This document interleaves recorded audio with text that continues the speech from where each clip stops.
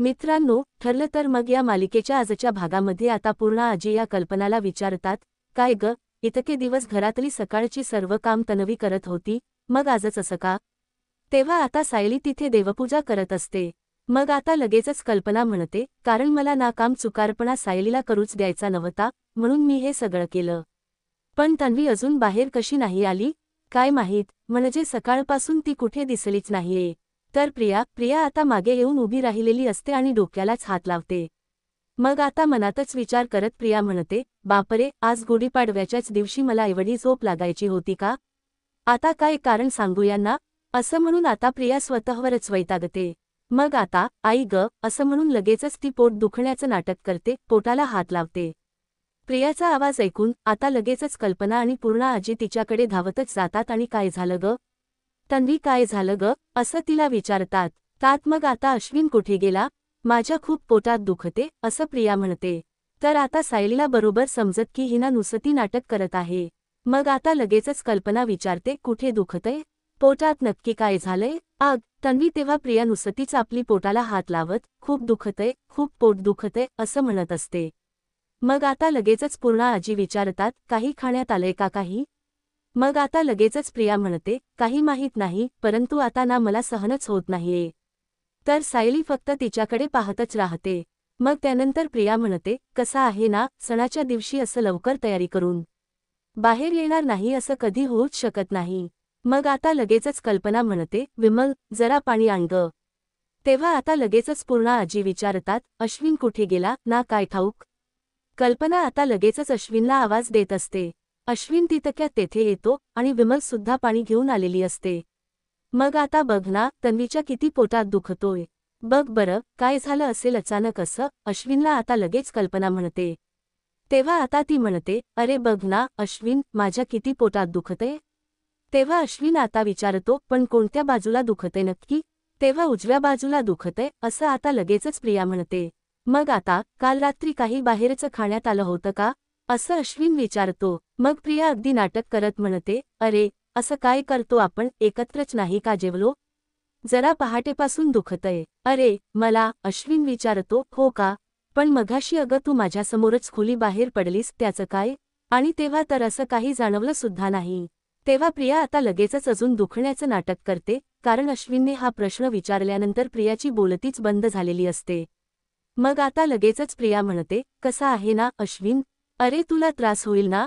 उगीच माझं दुखलं तर, म्हणून तुला मी जाणव न देता इकडे आले सरळ. तेव्हा अश्विन आता विचारतो, तन्वी, तू जरा वेडी आहेस का? अगं, ही काय माझ्यापासून लपून ठेवण्याची गोष्ट आहे का? पूर्णा आजी म्हणतात, सांगायचं ना, तो काय नवरा म्हणून नाही, म्हणून सांगायचं त्याला. तेव्हा आता प्रिया म्हणते, हो पूर्ण आजी, अश्विन काल रात्री एकतर उशिरा आला होता, खूप थकून झोपला होता. मग कशाला उगीच त्याला त्रास द्यायचा आणि म्हणूनच मी नाही सांगितलं. मग आता लगेचच अश्विन म्हणतो, मी तुला गोळ्या देतो, त्या घे. आणि आराम कर, आता थोडा वेळ. तेव्हा गोळ्यांचं नाव काढल्यानंतर आता प्रिया विचारते, काय गोळ्या? आता गोळ्या कशाला? अश्विन आता म्हणतो, जरा, मला बरं वाटतंय, मला गोळ्यांचं नको आहेत. पूर्णा आजी आता विचारतात, अगं, गोळ्या नको, काय कारण? डॉक्टर तू आहेस की तो आहे, तो सांगतो ना, ते गुपचूप घ्यायचं आणि झोपायचं. मग आता प्रिया म्हणते, नाही, अगं, पूर्ण आजी, ना पण आता जरा बरं वाटतंय, मला जरा कमी झालंय ना. मग उगीच आता कशाला गोळ्या? आता राहू दे, हा राहू दे. तर सायली मात्र प्रियाची ही सगळी नाटकं पाहून गालात हसू लागते. मग आता लगेचच विमल विचारते, अश्विन दादा, मी तन्वी ताईंसाठी जरा साखर मिठाचं पाणी देऊ का? अश्विन म्हणतो, हो, चालेल चालेल. तन्वी ऐक ना, अगं, जर ते पिल्यानंतर हे तुला बरं नाही वाटलं ना, तर मग गोळ्या घ्याव्या लागतील. तेव्हा प्रिया म्हणते, हो, चालेल की, अश्विन. मग आता विमल म्हणते, तन्वी ताई, तुम्ही तुमच्या खोलीमध्ये जाऊन आराम करता का? मी ना पाणी घेऊन तेथेच येते. मग आता प्रिया अजूनच नाटक करत म्हणते, नको, नको, नको, खोलीत नको ना रे, अश्विन, तुमच्यासोबत जर इथे बसले ना, तर मला लवकरात लवकर बरं वाटेल. तर विमल आता लगेच सायलीकडे पाहते, कारण त्या दोघींनाही माहीत असतं, सगळी नाटक सुरू आहेत ही. मग पूर्ण आजी आता लगेच तिचं कौतुक करत म्हणतात, माझं गुणाचं ग, लेकरू, ते एवढं बरं नाहीये, तिला तरीही ती अगदी इथून जायला मागतच नाही. त्यानंतर आता ती म्हणते, आज सण आहे आणि नेमकी मी लेटच उठले. आता एक काम करते, अगोदर ना मी पूजेची तयारी करते आणि स्वयंपाकाला सुद्धा लागते, असं म्हणून ती उठत असते. तेव्हा उठताना खूप जोरात ओरडते, अगं आई ग, असं मोठ्यानेच म्हणते. मग आता ती म्हणते, हालचाल केली ना तरीही खूप त्रास होतोय. तेव्हा कल्पना म्हणते, हे बघ तन्वी, तू ना आता जागेवरून उठूच नकोस, कारण मी सर्व स्वयंपाक ना विमललाच करायला सांगते.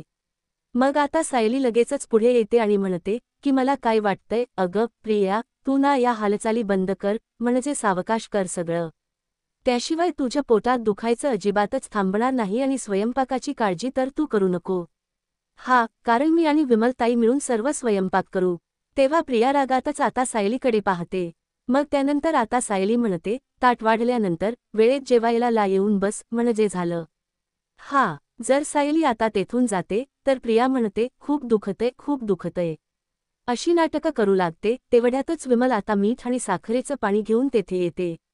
सावकाश, हा तन्वी, सावकाश, असं म्हणून आता पूर्णा आजी तिला हळूहळू पाणी प्यायला सांगतात. मग आता अश्विनला लगेचच प्रिया म्हणते, अश्विन, अरे तू जा ना, आवरून घे ना, उगीच माझ्यासाठी नको थांबू इथे. मग आता अश्विन म्हणतो, अग पण तन्वीच्या थांबायला हवं ना. तेव्हा ती म्हणते, अरे अश्विन, खरंच तू जा रे.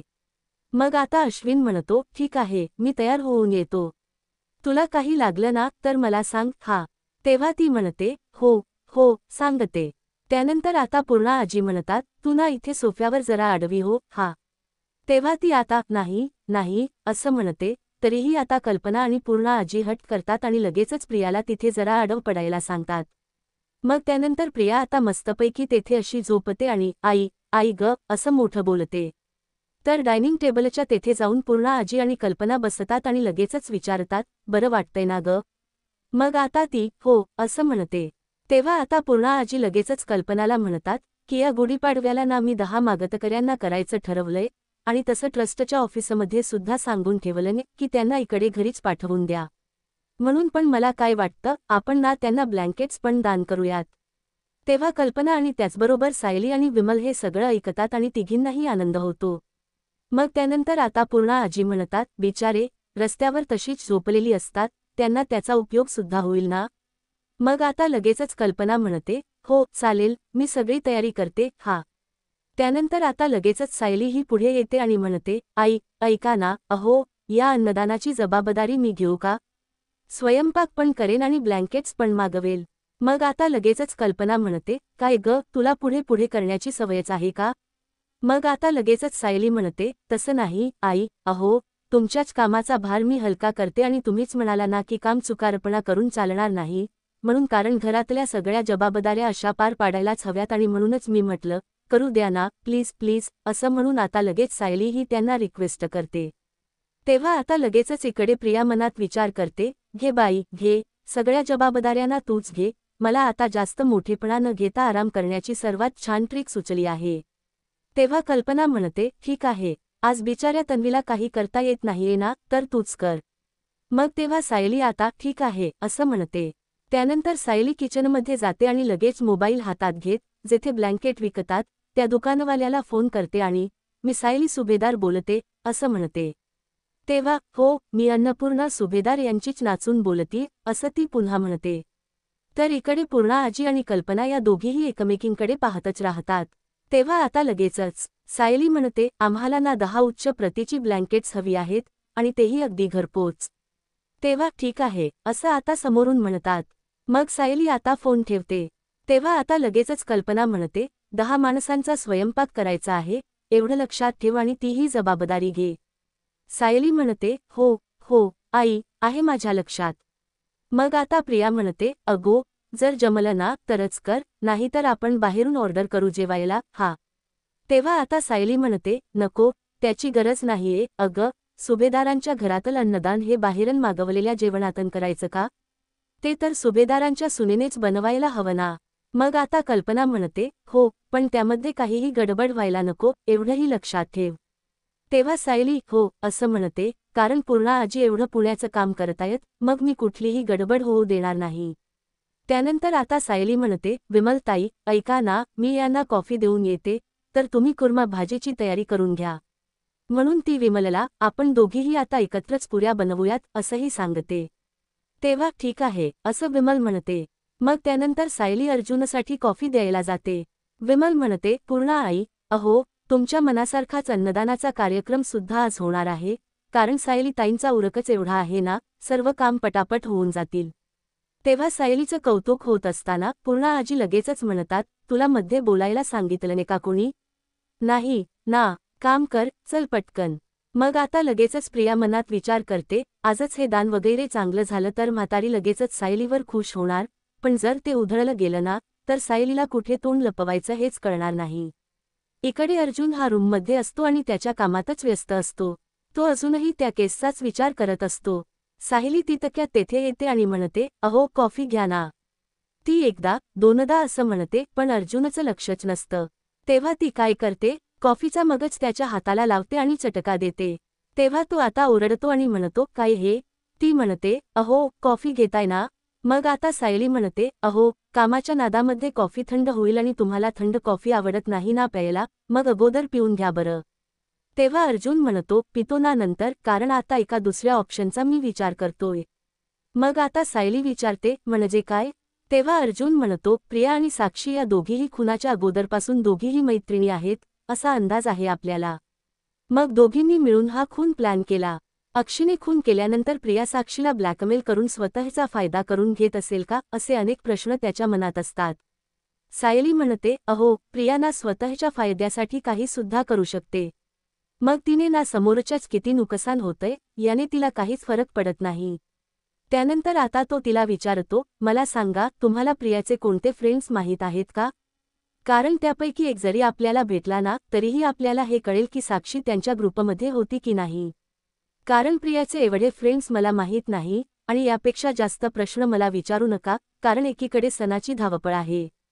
तेव्हा आता तो म्हणतो, सॉरी, मला माहीतच नव्हतं, तुम्हाला खूप काम आहेत, तुम्ही खाली जा, मी तेच थांबतो. मग त्यानंतर सायली जाऊ लागते आणि पुन्हा एकदा मागे येत अर्जुनला म्हणते, प्रिया तिच्या मित्रमैत्रिणींना कधीच घरी नाही आणायची, पण तिच्या फ्रेंडला ती जिथे भेटायची ना, ती जागा मात्र मला माहीत आहे. तेव्हा कोणती जागा असं अर्जुन विचारतो.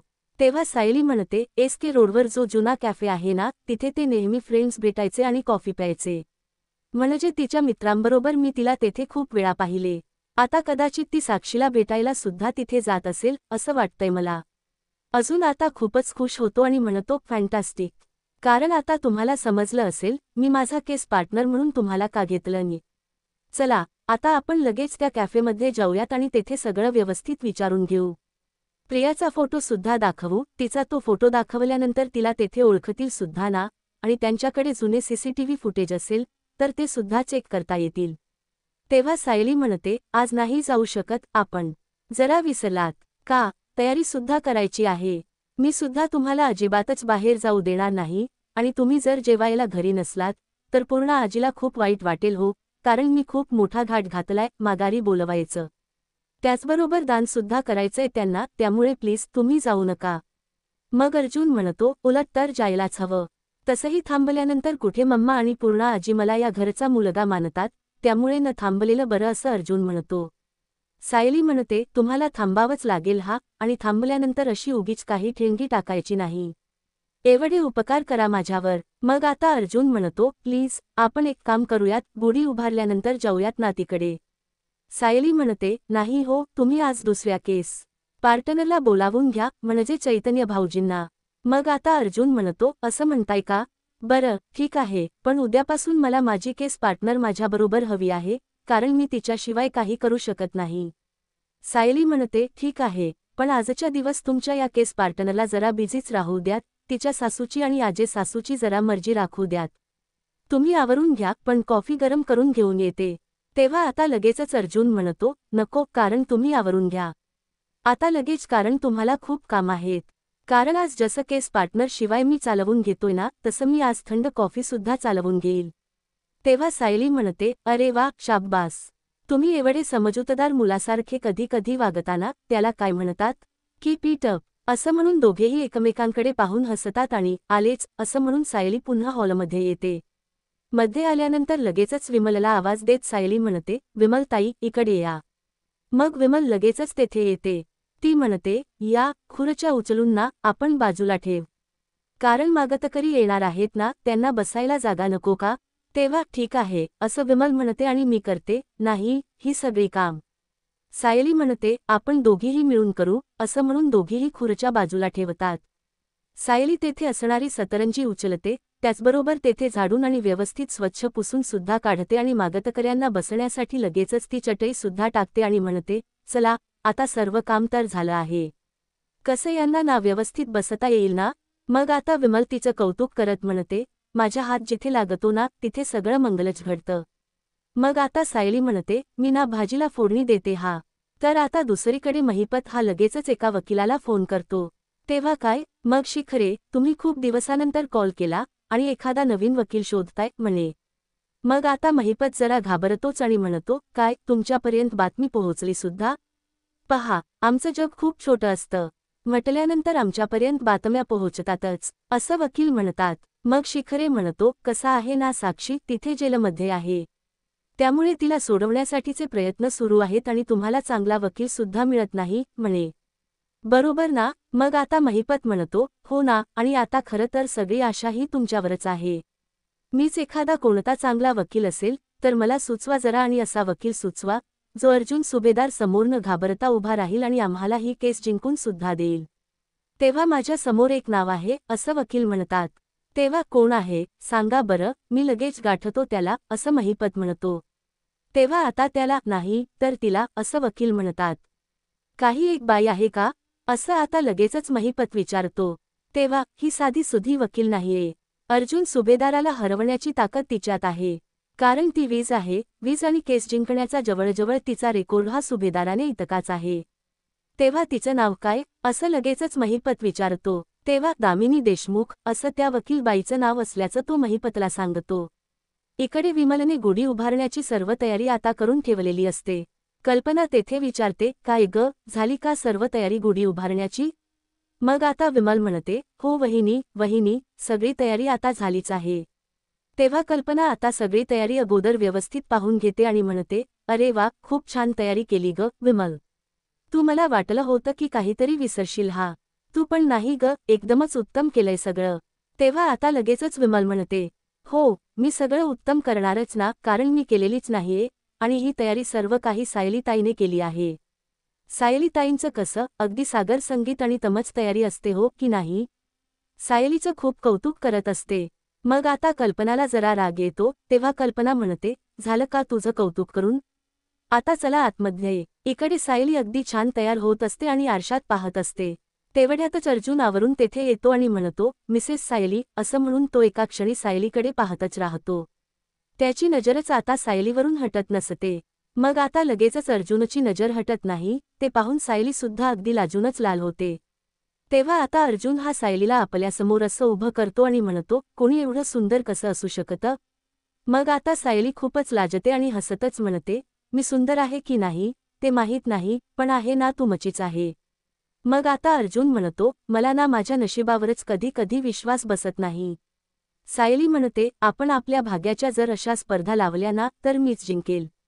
मग आता ते दोघेही सारखेच एकमेकांकडे पाहतात आणि हसतात. त्यानंतर आता सायलीच्या मिऱ्या ह्या व्यवस्थित करायच्या असतात म्हणून अर्जुन खाली वागतो आणि लगेचच सर्व मिऱ्या व्यवस्थित करून देतो. तर आता सायली खूपच कौतुकाने अर्जुनकडे पाहत असते.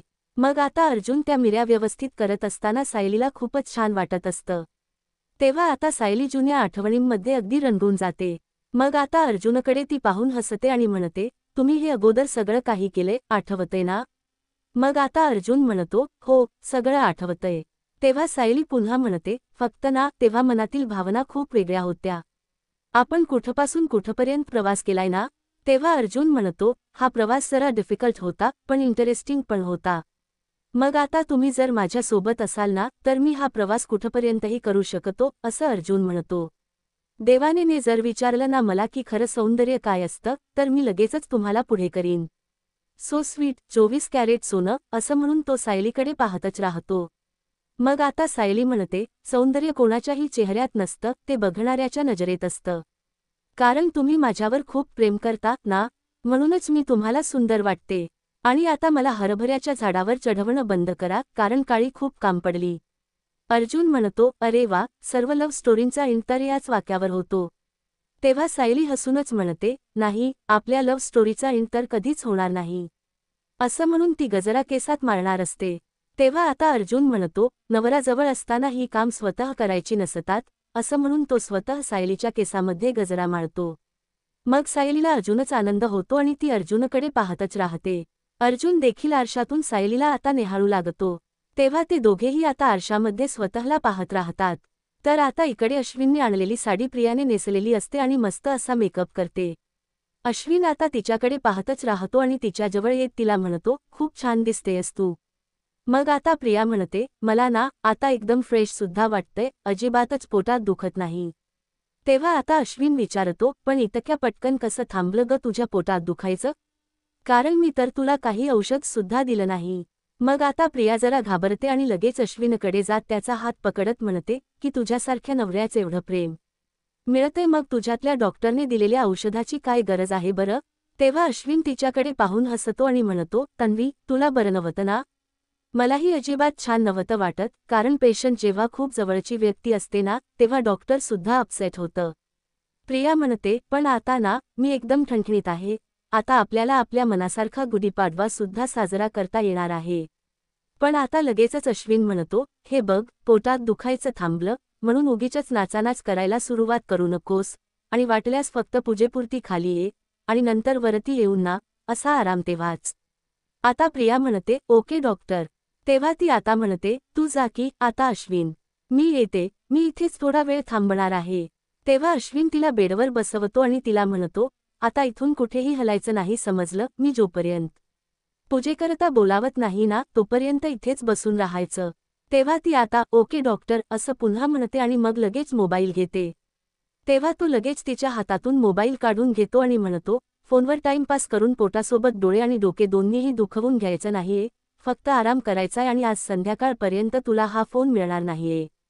तेव्हा ती म्हणते, अश्विन, अरे, असं काही करतोस, मी बोर होईल ना. मग आता अश्विन म्हणतो, इट्स अ डॉक्टरच ऑर्डर. तेव्हा प्रिया आता हसते आणि म्हणते, अरे, किती काळजी करतोस ना तू माझी. मग आता अश्विन म्हणतो, माझी एकुलती एक बायको आहेस तू, आता तुझी काळजी करणार नाही, मग कुणाची करणार? तेव्हा प्रियाला आता वैतागच येतो आणि मनातच ती म्हणते, हा रिकामा माठ एवढा गळ्यात का पडतोय, ना कळतच नाही. तर माझा फोन दिला नाही तर सायलीचा सण उधळून तरी मी कसा लावणार, असाच ती आता विचार करते. मग आता अश्विन म्हणतो, तू झोप तोपर्यंत मी बाहेर आहे. तेव्हा आता प्रिया पुन्हा एकदा त्याच्याकडे फोन मागू लागते आणि म्हणते, 1 मिनिटासाठी तरी दे ना. तो म्हणतो, ऐकणार नाहीयेस का तू आता माझं? मग आता प्रिया लगेचच प्रतिमाची आठवण आल्यासारखं नाटक करत म्हणते, की तुला खरं सांगते, हा अश्विन, मला आईची खूप आठवण येते. कॉलवर बोलेन, मग मलाही जरा बरं वाटलं असतं ना, आणि म्हणूनच हवा होता फोन. पण व्हिडिओ कॉल झाल्यानंतर मी खरंच बाजूला ठेवून देईल. आता लगेचच तो म्हणतो, ठीक आहे, तुला आता प्रतिमा आत्याबरोबर बोलायचं आहे म्हटल्यावर मी काय बोलणार त्यानंतर? आता अश्विन हा तिच्याकडे तिचा फोन देतो आणि मग लगेचच तेथून जातो. तर आता लगेचच प्रिया ही सायलीने मगाशीच्या ज्या 10 ब्लँकेटची ऑर्डर दिलेली असते ना, त्या दुकानवाल्याला पुन्हा फोन करते. तुम्ही कोण बोलताय, असं आता तिकडून विचारतात. मग आता प्रिया म्हणते, मी सायली सुभेदार बोलते. असं खोटं आता ती त्याला सांगते. मग आता, मगाशी मी 10 ब्लँकेट्सची ऑर्डर द्यायला जो फोन केला होता ना, तेव्हा तो माणूस म्हणतो, हो मॅडम, अहो, तुम्ही सांगितलं होतं ना तशी बेस्ट क्वालिटीची 10 ब्लँकेट मी तुम्हाला घरपोच पाठवणार आहे. मग आता प्रिया म्हणते, नाही, अहो, आता ना थोडा प्लॅन चेंज झालाय. मला ना 10 चांगल्या क्वालिटीचे ब्लँकेट्स नको आहेत. तुमच्याकडे वाया गेलेली, खराब, अत्यंत लो क्वालिटीचे जे ब्लँकेट्स आहेत ना, तसे 10 ब्लँकेट्स मला पाठवा. तेव्हा आता लगेचच तो माणूस विचारतो, असं कसं करता येईल मॅडम? अहो, फाटलेली, खराब झालेली ब्लँकेट्स आम्ही बाजूला करतो. अशी कोणत्याही गिरायकाला मी देत नाही कधी. तेव्हा प्रिया म्हणते, मला ना जरा थोड्या वेगळ्या कारणासाठी हवी आहेत. त्यामुळे तुमच्याकडचे जेवढे घाण ब्लँकेट असतील ना, तितकं माझ्यासाठी खूप चांगलं आहे. आता पाठवून द्या, असं ती ऑर्डरच सोडते. मग आता मगाशी तुम्ही जी चांगली ब्लँकेट्स ऑर्डर केली होती ना, ते घेऊन माझा माणूस निघाला सुद्धा आहे, तर तो आता दुकानदार म्हणतो आणि कधीही तुमच्या घरी पोहोचेल. तेव्हा प्रिया आता जोरातच ओरडते, इतकी घाई करायची काय गरज होती तुम्हाला? मग आता लगेचच तो माणूस म्हणतो, तुम्हीच तर म्हणाला होतात ना की ताबडतोब पाठवा. तेव्हा प्रिया आता शांत होते आणि म्हणते, बरं, हरकत नाही, बरं, आता मी जी ऑर्डर दिली आहे ना ती सुद्धा पाठवून द्या. आणि एकदा का तो मुलगा घेऊन आला ना मला एकदा फोन करा. तेव्हा ठीक आहे मॅडम असं आता लगेचच तो दुकानदार म्हणतो आणि फोन ठेवतो. तर आता इकडे ब्लँकेट घेऊन तो मुलगा आलेला सुद्धा असतो आणि सायली सुभेदार असं म्हणून आवाज देतो. विमल बाहेर असते आणि लगेचच तेथे येत म्हणते, हो बोला की. मग आता सायली सुभेदारांनी ब्लँकेट्स मागवलेत आणि तेच मी घेऊन आलोय. तेव्हा विमल सर्व ते ब्लँकेट्स घेते तर तो मुलगा लगेचच तेथून जातो. तर पूर्ण आजी आणि त्याचबरोबर कल्पना या दोघीही तेवढ्यात तेथे येतात आणि गेले कुठे सगळे असं विचारतात. अश्विन आणि अर्जुन त्याचबरोबर प्रिया, सायली या दोघीही तेथे येतात. मग आता लगेचच पूर्ण आजी म्हणतात, अश्विन अरे पहिला गुढीपाडवा साजरा करताना तू खुश आहेस ना. मग आता अश्विन म्हणतो, हो अगदी आहेच मी खुश. पुढे आता तो म्हणतो, आज ना डॅड असायला हवे होते. तेव्हा आता लगेचच कल्पना म्हणते, हो ना पण त्यांना आज नागपूरला जावं लागलं ना. तेव्हा आता लगेचच आजच्या दिवशी ना डॅड असायलाच हवे होते घरी असं अश्विन पुन्हा पुन्हा म्हणतो. मग आता प्रिया लगेचच म्हणते, आई आपण गुढी उभारली ना लगेचच बाबांना कॉल करूयात म्हणजे त्यांनाही कळेल ना की आपल्याला त्यांची किती आठवण येते. ते मग आता कल्पना म्हणते, हो चालेल. पूर्ण आजी म्हणतात, अगं त्या अगोदर गुढी तर उभा राहायला हवी ना त्यासाठी चला आता बाहेर. मग आता अर्जुन आणि सायली एकमेकांकडे पाहतच राहतात. तर आता मित्रांनो पुढील भागामध्ये पूर्ण आजी म्हणतात, चला नवीन जोडप्याने गुढीची पूजा करून घ्या, आमच्या खऱ्या सुनबाईचा हात लागू दे ना खऱ्या या गुढीला. मग आता अर्जुन लगेचच म्हणतो की तुम्ही नेहमी म्हणता ना की आमचं आत्ताच लग्न झालंय आणि आम्ही आहोत नवीन जोडपं. तेव्हा सायली आता अर्जुनकडे जाते आणि म्हणते, आज तरी पूजा अगदी शांततेत होऊ द्या ना आणि पूजा कोणाच्या हातून घडते आणि काय फरक पडतो. तेव्हा आता अश्विन आणि प्रिया हे दोघेही पुढे जातात आणि गुढी उभारणार असतात. तेव्हा गुढीला जो गडू लावलेला असतो ना तो गडू आता खाली पडणार असतो. तर आता नेमकं घरातील सर्वजण ते पाहतात कारण आता प्रिया आणि अश्विन हे दोघेही तेथे गुढीजवळच उभे असतात. गडू आता नेमकाच प्रियाच्या डोक्यातच पडतो. तेव्हा प्रिया आता गुढी सोडून देते तर अश्विन सुद्धा मग आता तो गडू खाली पडू न देता सायली तो झेलते. तर अर्जुन लगेचच पुढे येऊन ती गुढी पकडतो. तर आता अर्जुन सायलीच्या हातूनच ती गुढी उभारली जाते. अशाच मालिकेचे पुढील भाग पाहण्यासाठी चॅनलला सबस्क्राईब करा.